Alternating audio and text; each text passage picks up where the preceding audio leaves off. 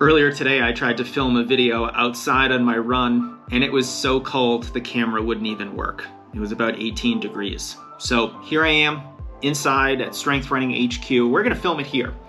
And the video was supposed to be about why you should try to run outside most of the time, even in the winter, instead of trying to get on the treadmill.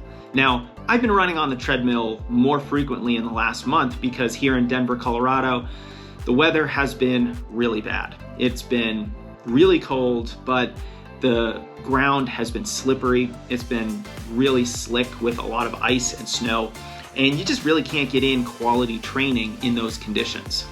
Nevertheless, I think there is tremendous value in getting outside, even when the footing is not good, even when the temperatures are super low. And in this video, I want to explain why there are so many valuable benefits to running outside when it's freezing and snowy and you really don't want to. The first and obvious reason why we want to run outside, even when it's slippery and icy and snowy and freezing, is that it does a great job at building mental toughness. Mental toughness is your brain's ability to solve problems when you're out there running. Problems like, this is not comfortable, or this is hard and I'm suffering through physical discomfort. There's a lot of valuable benefits you get from running in these conditions, but if you routinely go outside when it's 10, 15, 20 degrees and you get in your run, or you work extra hard to get in your run despite those conditions on the ground. So it's going to be slippery, you're probably going to have to run a little bit slower, and instead of opting for the treadmill, you still run outside. You are practicing such a valuable mental skill, this skill of mental toughness, of solving these problems when you're out there, of sticking to it, being tenacious, really persevering through this adversity and getting through your run. This is like one of the reasons why we want to do fast, hard workouts. Not just to get faster, not just for all those valuable physiological benefits, but also because we want to practice a little bit of suffering. If we can practice just a little bit of suffering on the regular, if we can do this frequently and consistently, we are going to harden ourselves to these hard efforts, and we're really not going to put them on a pedestal anymore. So if you have pre-race anxiety, if you get nervous before workouts, if you just can't bring yourself to go run when it's really cold outside, we have a mental toughness issue that we can work on by gradually exposing ourselves to more of this stress.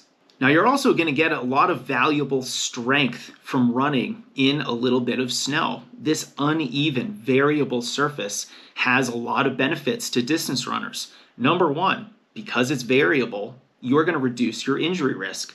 Now, of course, if you're slipping all over the place on slick ice, that's actually going to increase your injury risk. But if there's only a little bit of snow and your footing is manageable, but just a little different than normal, that's where all these benefits lie. By subtly changing the way that your foot is hitting the ground with every strike, you're going to be reducing the repetitive nature of running. And running injuries are technically repetitive stress injuries. So we are going to be reducing that repetitive nature of running and therefore reducing our likelihood to get hurt. Now, it's not just an injury prevention benefit we're getting from running on a little bit of snow, but there's also a performance benefit because we're going to be building a little bit more strength, a little bit more general athleticism, a little bit more coordination as we're navigating a slightly more unstable surface.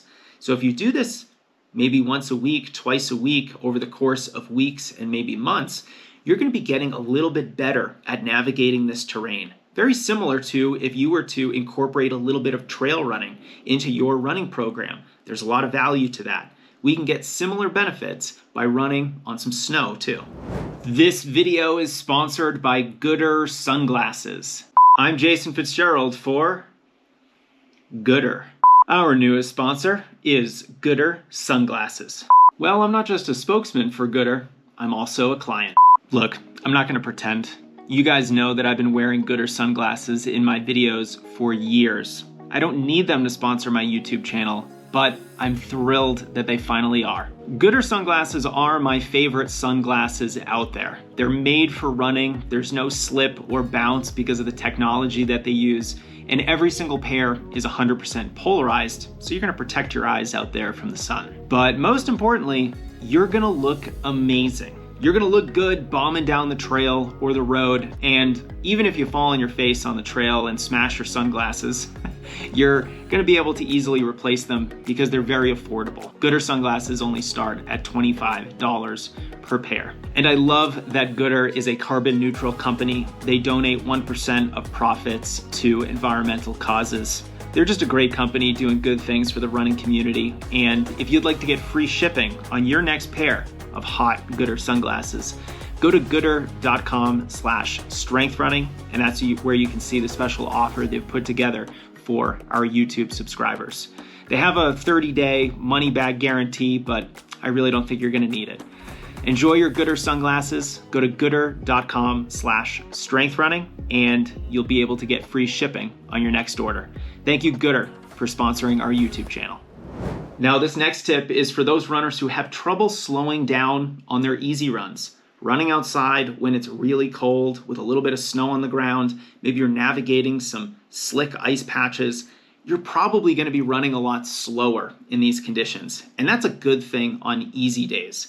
If you have trouble slowing down on those easy days, running in these conditions will force you to slow down. You're gonna have to slow down to navigate those conditions. That's gonna keep your heart rate lower, and you're gonna have a more effective easy run, a more productive easy run. So if you are someone that likes to speed up when you're doing your easy runs, maybe you're not doing really hard workouts right now, so you have a little bit more flexibility to speed up, but ultimately, at the end of the day, you know that some of your runs have to be easy. You need to do some recovery runs.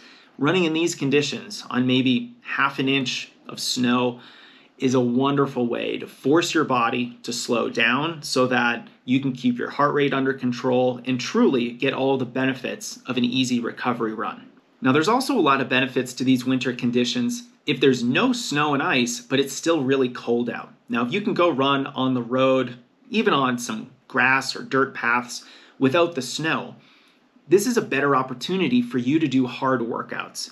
Because one of the reasons why training through a hot, humid summer is difficult is because, look, at the end of the day, running in the heat is challenging. It's going to increase your heart rate, and there's going to be a more pronounced cardiac drift over the course of the workout as you gradually get more and more dehydrated.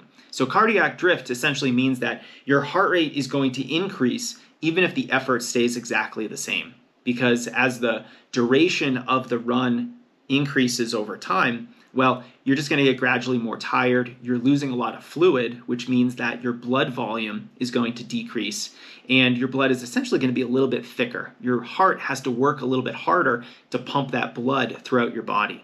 Now, when you're running when it's really cold out, there isn't as much dehydration. You're not going to be producing as much heat because, that heat is just going to be dissipated. And actually, you're probably going to be producing a similar amount of heat, maybe even a little bit more to keep yourself warm, but it's not going to result in the same high heart rate levels. The cold is going to keep that well under control, and the cardiac drift is going to be substantially less. So if you're doing marathon pace workouts, if you're doing long runs, especially long runs that have a little bit of quality work in there somewhere, maybe marathon pace, maybe you're doing a fartlek during your long run.